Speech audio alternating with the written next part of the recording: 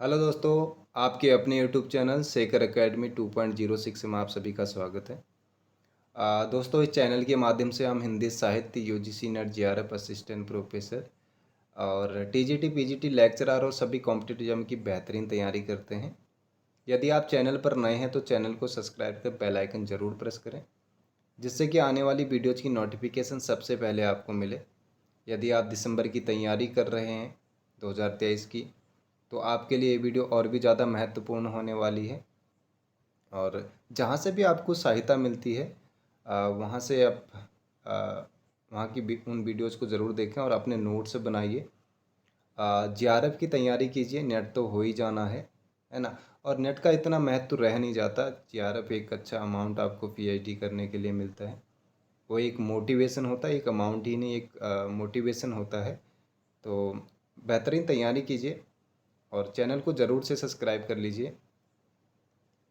चलिए पहला प्रश्न करते हैं। आज हम इस क्लास में, जैसे कि आपने ये इसका शीर्षक देख लिया होगा, हिंदी इतिहास दर्शन आदिकाल के कुछ महत्वपूर्ण प्रश्नों को करने वाले हैं। ये प्रश्न जो है आचार्य रामचंद्र शुक्ल की बुक से लिए गए हैं। तो चलिए पहला प्रश्न करते हैं। पहला प्रश्न है, इतिहास व्यवस्था में जर्मन चिंतकों के सिद्धांत का महत्वपूर्ण योगदान रहा। उनके मुख्य साहित्य इतिहास सिद्धांत का क्या नाम है? तो सही उत्तर होगा ऑप्शन नंबर ए। चलिए आगे चलते हैं, समय बिल्कुल भी जाया नहीं करेंगे।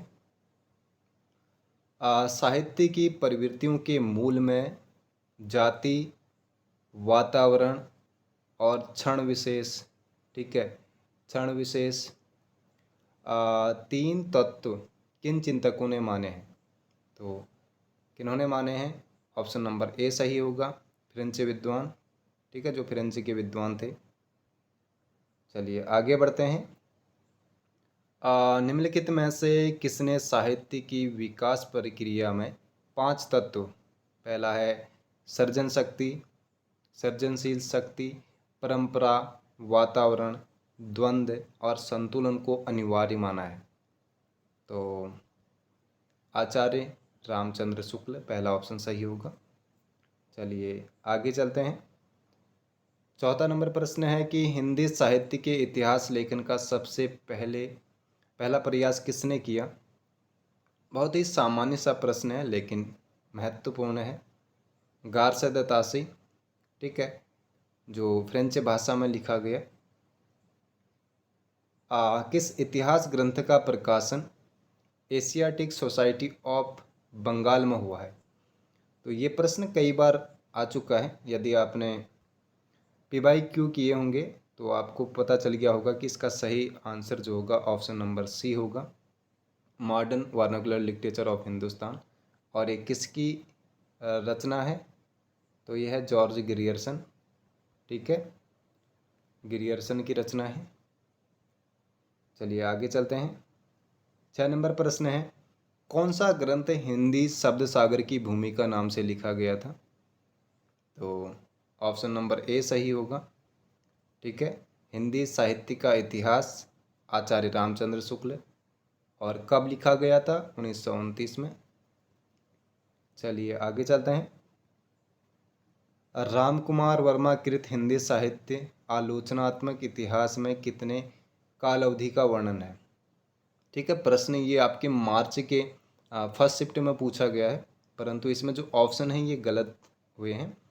तो इसका सही उत्तर है 693 से लेके 1693 तक, ठीक है, 1000 वर्षों का समय इसमें उसका वर्णन है, 1000 वर्षों का।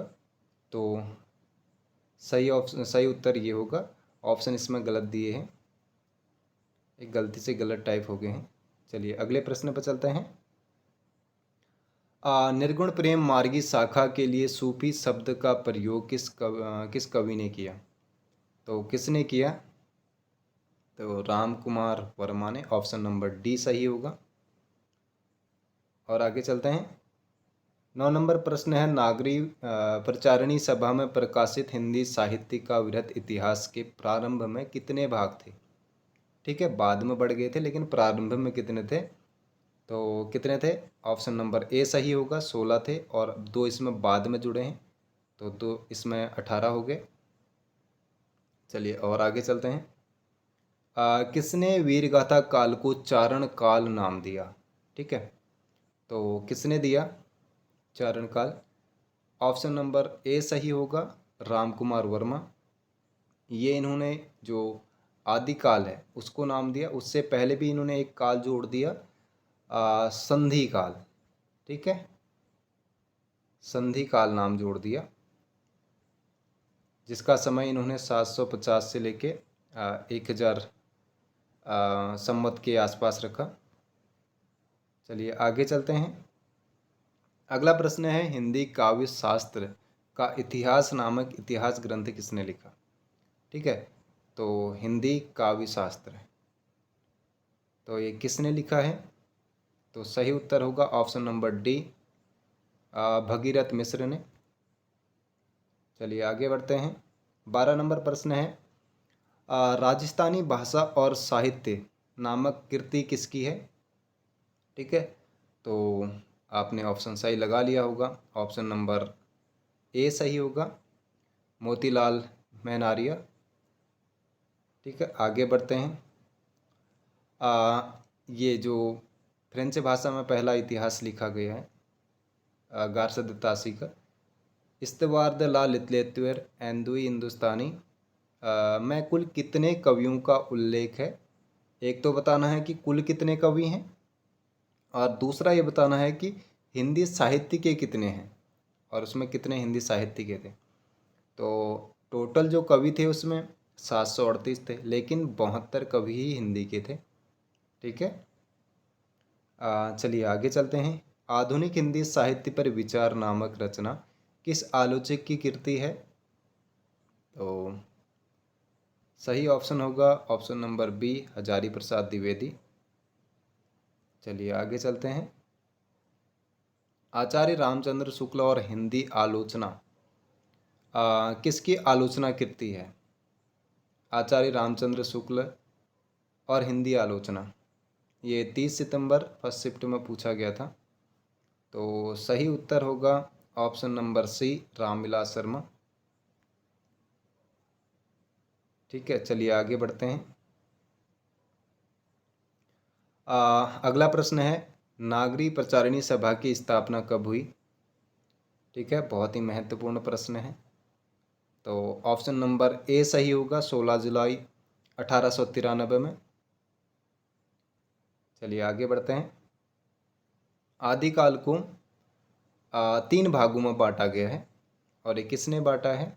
जैसे धर्माश्रित है, जिसमें आपके सिद्ध साहित्य, नाथ साहित्य, जैन साहित्य आता है। ठीक है, इन तीनों को धर्माश्रित में रखा गया है। लोकाश्रित आता है, जो जिसमें आप देखेंगे अमीर खुसरो और विद्यापति की पदावलियाँ आ जाती हैं। राज्य आश्रित में आप देखेंगे कि जो रासो साहित्य है, ठीक है, राज दरबार में जो रहकर लिखा गया। तो यहाँ पर आपको बताना है कि किसने ये 3 आदिकाल के 3 भाग किए हैं, 3 भागों में विभाजित किया है। तो ऑप्शन नंबर डी सही होगा, गणपति चंद्र गुप्त ने। ठीक है, गणपति चंद्र गुप्त ने। चलिए और आगे चलते हैं। अगला प्रश्न है, हिंदी साहित्य का वैज्ञानिक इतिहास किसका होना चाहिए? किसका आलोचनात्मक ग्रंथ है? तो किसका आलोचनात्मक ग्रंथ है वैज्ञानिक इतिहास? तो सही उत्तर होगा ऑप्शन नंबर ए, गणपति चंद्र गुप्त। ठीक है, और समय क्या है? 1965। चलिए और आगे चलते हैं। मिश्र बंधु 3 भाई थे, अब इन 3 भाइयों के नाम बताने हैं। तो इसमें ऑप्शन थोड़ा गलत हुए हैं। ठीक है, जो ऑप्शन है ए भी सही होगा, बी भी सही होगा, और सी भी सही होगा। तो इसमें से कौन नहीं है, ये होना चाहिए था।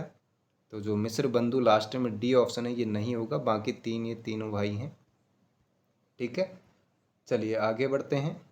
और शायद से ये अंतिम प्रश्न है। शुक्ल ने किस इतिहास ग्रंथ को इतिवृत्तात्मक इतिहास ग्रंथ कहा? तो किसको कहा है? और सही ऑप्शन होगा ऑप्शन नंबर सी, मिस्र बंधु विनोद। और ये किसकी कीर्ति है? तो मिस्र बंधुओं की है। ठीक है, तो और ज़्यादा इसके कुछ प्रश्न और इम्पोर्टेंट हैं, बहुत ही महत्वपूर्ण प्रश्न हैं, वो सीरीज भी जल्दी ही मैं लाने वाला हूँ। तो जल्दी आप चैनल को सब्सक्राइब कर लीजिए, बेल आइकन ज़रूर प्रेस कर लीजिए। तो अगली क्लास में मिलते हैं हम लोग, और अपनी तैयारी को जारी रखिए और बेहतरीन करने की कोशिश कीजिए। जहाँ से भी हेल्प मिलती है उन सोर्सेज को आप यूज कीजिए। और जल्द जेआरएफ का सोचिएगा, जेआरएफ, क्योंकि जेआरएफ के बिना तो नेट का इतना कोई महत्व मैं जैसे आपको बता चुका हूँ नहीं है। तो ऑल द बेस्ट सभी को।